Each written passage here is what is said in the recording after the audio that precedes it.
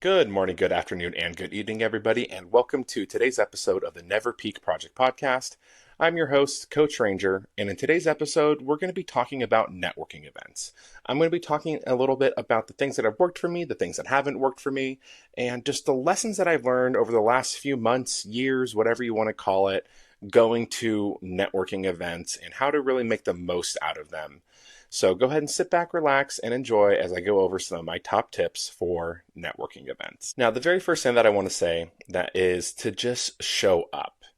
Being in spaces is more important than looking for them. One of my coach friends, Marcus, has said recently to me was, don't look for places, be in places. And I think that is something that is extremely valuable. I feel like more often than not, a lot of people can kind of get caught in they're worried about showing up to these places. They might be concerned about how they might look. They might be concerned that they might not find the right people there, or they kind of come up with all these excuses to kind of keep them on the couch, right? And I think that really when it comes down to these networking events, there really isn't any detriment to just showing up. Worst case scenario, if you get there and it's not what you thought it was, you could always leave, right? But the best case is you make connections, you meet new people, you learn something, you can teach someone something, you can help someone. I don't think I've ever been to a networking event that I was able to just look back and say that was a complete waste of time.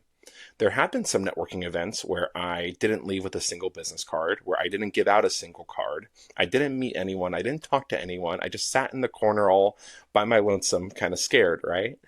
And I feel like that's even just not even just networking events, but like parties and events, right? Like there's like for some of us, there is that tendency to kind of just like sulk off to the side and be paralyzed by those stories that we tell ourselves. But I would really say that at the end of the day, the only way that you're going to be able to get out of that shell, you're going to be able to get out there, shake some hands, talk to some people, is to show up in the first place. You have to get your reps in. Something that I like to say is you can read every single book you want about growing tomatoes. You could, I don't know, study it for years in college. You could write the book on it, but you won't really know how to do it until you actually get out into the field, get out into your garden, get your hands dirty, and actually grow the tomato. This is about produce, and this is not about produce. Really, the only way to get out of your comfort zone is to physically get out of it. So that would probably be tip number one, is to just get out of your comfort zone and show up to these events. Put yourself in the spaces where you are forced to grow, where you're forced to learn. So if step number one is to just show up and be present, I would say that step number two is clearly defining the reason why you are there. Now, your why is going to be able to carry you and help you define and figure out exactly what decisions you're going to make, what people you're going to try to meet, how you're going to interact in these social situations. And I feel like typically when it comes to having a why, that is going to be what keeps you there even when conversations get awkward, even when you walk in a room and there is nobody there that you just can't seem to hold a conversation. It's going to be the thing that helps you kind of metaphorically pull yourself off of the ground, brush your shoulders off, and keep trying. And really, I think that a lot of that, the thing that helps me, especially like my why for showing to these events, is to meet new people and make new connections. Especially since I am new to the area. I moved from Modesto, I did my walk, came back, I moved to the Bay Area. That's several hundred miles away from all the connections that I made while I was actually in Modesto. Kind of starting over here in the San Carlos, San Bruno area. Some of the other advice that I got at another networking event was don't be salesy. You're not at these events to make sales. You're at them to make connections. You're here to meet people, not necessarily make money. There is an aspect of that where everybody there does have that as the underlining factor. I'm not blind to that. I know that the overall, for a business to be successful, you need to turn a profit. You need to make money. However, it can be kind of a turnoff to people if all you do is try to sell them something, if you're trying to pitch them your services. There is a difference between somebody asking you about it in the way of they're interested in learning more, or they're interested in buying from you right now, or they're just interested in learning about you as a person. And that kind of conversation I'll talk about a little bit more in just a second in tip number 3. But when it comes to having a purpose and a reason that you're there, I would say that having something along the lines of, I am here to meet new people, I'm here to make new connections and kind of adding a number to that, right? Like I'm here to meet 10 people and I'm looking for people in this specific industry and people in this specific area. And this is what I'm going to be talking about today. I feel like I've gone to events and I kind of just do the shotgun approach where I just talk to anyone and I don't really know what I'm trying to focus on or what I'm trying to talk about. But at this last event that I went to in San Francisco, a big focus of what I was talking about was my one-to-one coaching and my workshops. So I knew that I was going to be talking about that primarily with people. I wasn't going to be focusing on my future goal of groups or the Skool community or this or that. All I was going to be talking about is my one-to-one and workshops. That was it. And that's all I talked about. And I feel like people were able to get a better idea of who I was and what I was offering them as a potential customer, as a potential partner, and really just as somebody else that is in their network. So be clear on the reason that you're there, be clear on your purpose, and kind of set up a little bit of a goal for yourself so that you can focus on achieving that mission and kind of walking in that why and purpose, defining who you're talking to, what you're talking about, and the overarching reason or goal. And in terms of tip number 3, I also got this advice at the Small Business Expo in San Francisco, but it's just like a general format for having conversations with folks. Once you start talking with people, it's kind of hard to know exactly where to go. If you have a hard time breaking the ice, if you have a hard time interacting with folks, I have found this to be very useful and leads into more and more and more conversation. So it's present, past, future. When you're talking to someone, you introduce yourself, ask them what they do. They will usually tell you. I work as a blank for XYZ company. I started my company. You can ask them some questions about that and be genuinely curious. Be present and curious in this conversation. I feel like that's a tip on its own. But when it comes to this, actually interact and have a conversation. Give them your full attention because they're going to say some things that align with you or you might have questions on. Either you can relate or you can ask questions. There really is no going wrong here.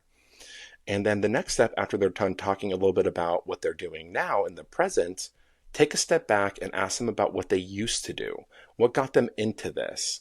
It's because usually you find some really fascinating stories there, or, they started off, I don't know, as a otter scientist working on the Mississippi River, but now they have their own tech company in Silicon Valley, right? Like that's an insane story. Like how did that happen, right? So you talk about the present, what they're doing now, you take a step back, and then you say, okay, so tying that into where you are now, like what is your outlook for the future? What goals do you have on the horizon? What are you working towards now? And that really gives them that aspect of really talk about their business, talk about themselves, and for you to ask questions and be a part of that conversation. And hopefully, of course, they will ask you questions. This isn't just a way for you to only hear other people talk all night, but really when it comes to having conversations with people, giving someone that space and being genuinely curious is something that I do truly feel is missing from society. A lot of people don't have someone that they can have these conversations with, that don't ask below the surface level questions, right? So there's a general format. There's tip number 3. Before we move into tip number 4, another thing that I've been doing after the conversation has kind of run its course, after it's, near the end, if you are at an event where there is an established community or people already know themselves, this is something that has been very, very useful. When you're done having that conversation with them, talk about their present, their past, their future, whatever else comes up in that, before you guys leave, say, hey, is there anybody else here that I should talk to?